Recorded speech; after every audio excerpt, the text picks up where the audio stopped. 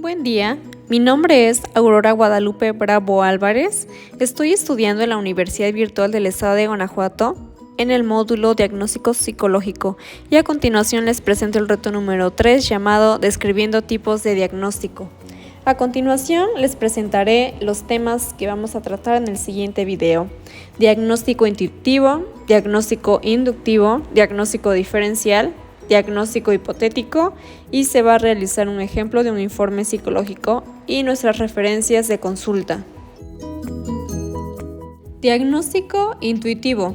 En este tipo de diagnóstico se confía más en la intuición del terapeuta, es decir, este tipo de diagnóstico es aquel en el que el profesional utiliza más su experiencia, su percepción y su juicio para llegar a alguna conclusión sobre el problema del paciente.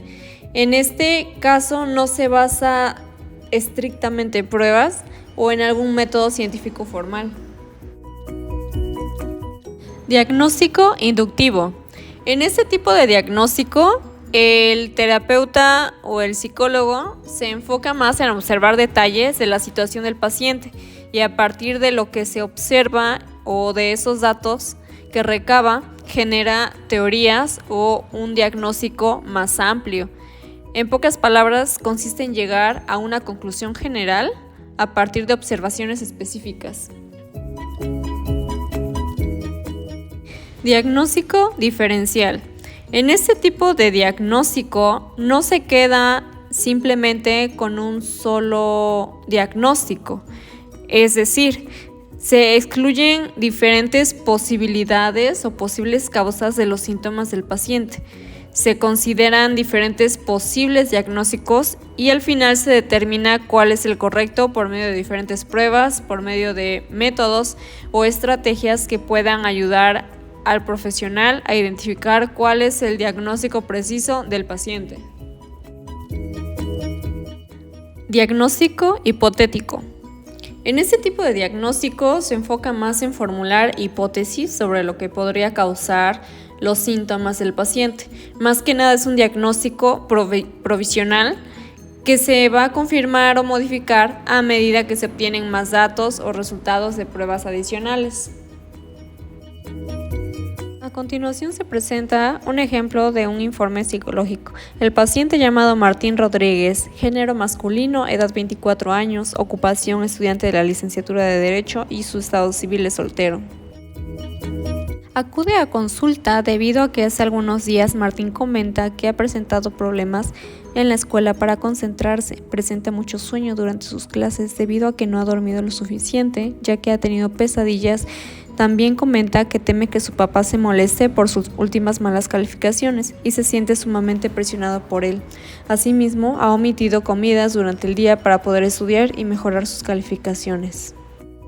Antecedentes. Su padre no cuenta con sintomatología aparente. Su madre, debido a su demandante trabajo, presenta ansiedad generalizada. En su desempeño académico, Martín había llevado buenas notas y buen rendimiento académico hasta estos últimos días, debido a la presión que su papá ejerce en él, por lo que ocasiona una conflictiva relación con él y se ha vuelto muy irritante. A continuación se presenta el genograma familiar de Martín. Martín, estudiante de 24 años, es hijo de Manuel, de 56 años, quien es abogado, y de Laura, de 54 años, quien es una emprendedora. Tiene una hermana llamada Andrea, es estudiante y tiene 12 años, y como se puede observar, maneja una relación conflictiva con su padre. Las pruebas e instrumentos que se le aplicaron fue la entrevista semiestructurada, el inventario de depresión de Beck y la escala de ansiedad de Hamilton. Resultados obtenidos. Se identifican niveles de ansiedad moderados, no presenta depresión y mediante la entrevista semiestructurada se puede identificar que presenta una gran dificultad para manejar su estrés, su preocupación y mantener el nivel de desempeño que anteriormente tenía al grado de iniciar con pensamientos de insuficiencia hacia su persona. Finalmente se aplicó un diagnóstico diferencial, según el DSM-5. Martín presenta sintomatología relacionada al trastorno de ansiedad generalizada. Sin embargo, aunado a ello, se exploró otros posibles diagnósticos como el de trastorno depresivo. La sintomatología debido al DSM-5 presenta ansiedad y preocupación excesiva. Al individuo le es difícil controlar la preocupación, dificultad para concentrarse o quedarse con la mente en blanco, irritabilidad y problemas de sueño.